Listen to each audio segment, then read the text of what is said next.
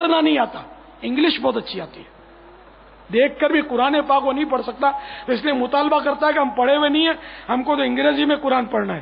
تو انگریزی میں کیسے ہوگا؟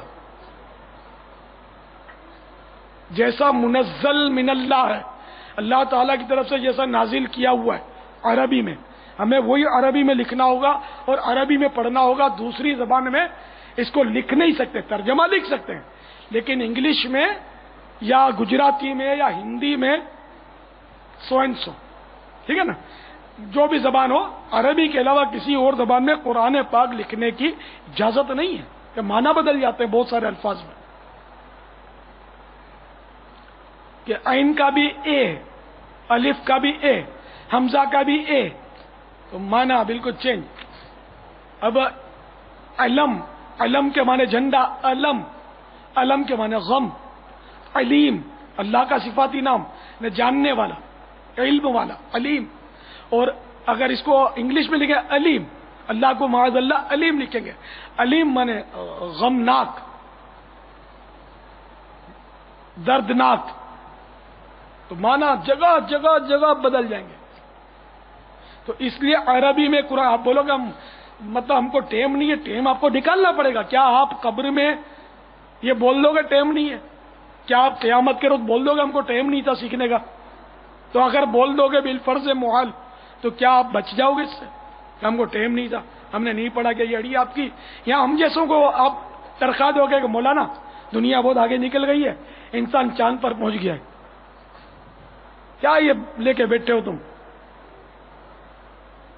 تو یہ تو پتا چلے گا جب ملک الموت ایک جلوہ دکھائیں گے نا، پھر پتا چلے گا کتنے 200 ہوتے ہیں کہ دنیا چاند پر پہنچی ہے، سورج پر پہنچی ہے، پھر پتا چلے گا. سائنسدان جو بھی بولے آنکھیں بند کر کے مان لینا ہے.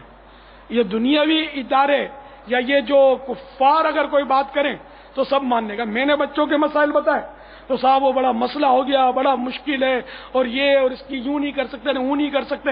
اور دنیا آج کل وہ چائلڈ لیبر کے تعلق سے میں نے تحریک چل رہی ہے کہ بچے کو مزدوری مت کرواؤ. انٹرنیشنل موومنٹ ہے کہ بچوں سے کام لینے کے حوالے سے پورے ایکٹ اور قانون بنے ہوئے ہیں، اور بڑی بڑی فیکٹریوں کے باہر بورڈ لگے ہوتے ہیں child labour are not allowed.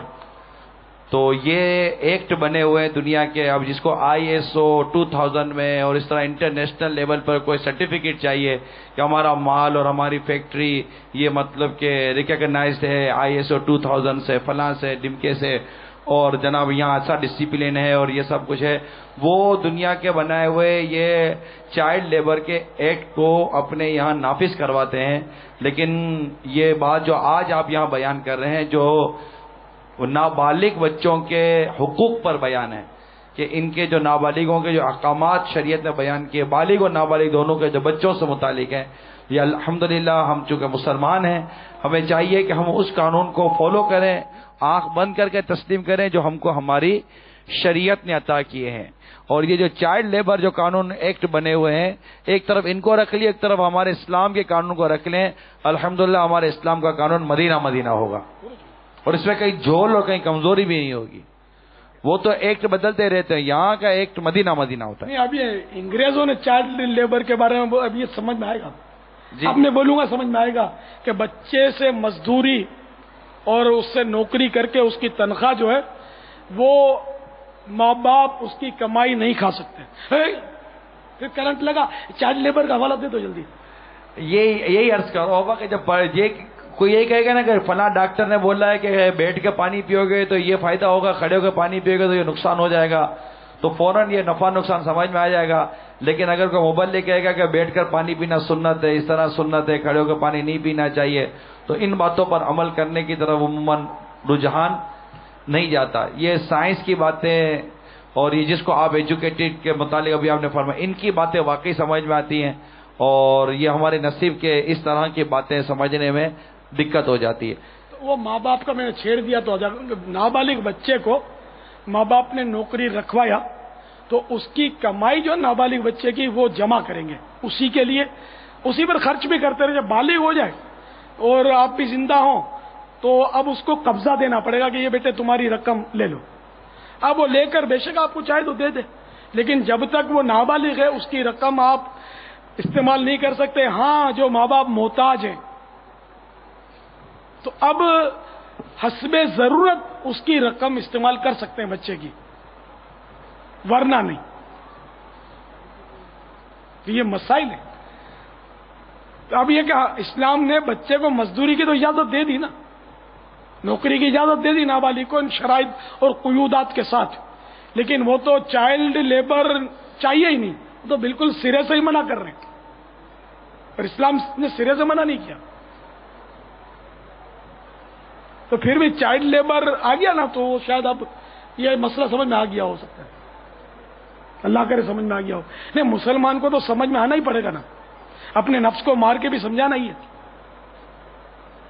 اسی میں دنیا آخرت کی بھلائی ہے. یقیناً کہ مطلب یہ کہ ہماری جو عقل میں نہ آئے تو اگر ہر ایک کی عقلوں پر دین چھوڑ دیا جائے تو اس کی کچھ سمجھ میں آئے گا، میری کچھ سمجھ میں آئے گا، اس کی کچھ سمجھ میں آئے گا، تو وہ تو دین نہیں رہے گا، معجون مرکب بن جائے گا.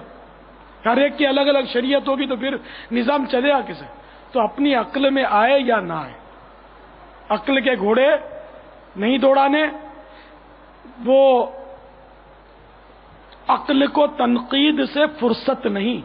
کسی نے کہا نا عقل کو تنقید سے فرصت نہیں، عشق پر اعمال کی بنیاد رکھ. اللہ اور رسول کے جو احکام ہیں آنکھیں بند کر کے ہم نے ماننے، ہم نے اس میں اپنی عقل کے گھوڑے دوڑانے نہیں ہے. ہماری عقل چولہے میں گئی، وہ عقل نہیں جس کی سمجھ میں دین نہیں آتا. عقل وہی عقل ہے کہ جس کی سمجھ میں دین آتا ہے. ماشاءاللہ. عقل قربان کن بپیش مصطفیٰ صلی اللہ علیہ وسلم. سر وہی دل ہے جو تیری یاد سے معمور رہا. دل وہی دل ہے جو تیری یاد سے معمور رہا. سر وہی سر ہے کہ جو سر وہی سر ہے جو تیرے قدموں پہ قربان گیا. یا رسول اللہ، سر وہی سر جو تیرے قدموں پہ قربان گیا. تو الحمدللہ ہم عقل کے غلام نہیں ہیں، ہم مصطفیٰ کے غلام ہیں.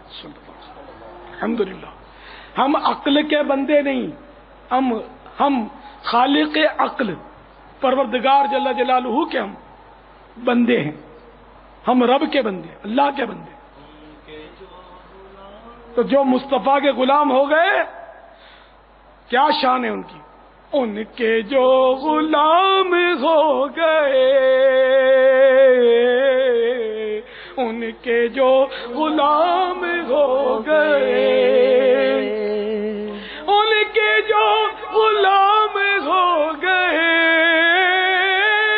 ان کے جو غلام ہو گئے، خلق کے امام ہو گئے، خلق کے امام ہو گئے. واسطہ دیا جو آپ کا، واسطہ دیا جو آپ کا، میرے سارے کام ہو گئے،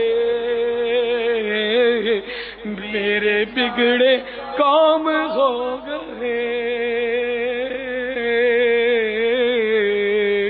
میرے سارے کام ہو گئے.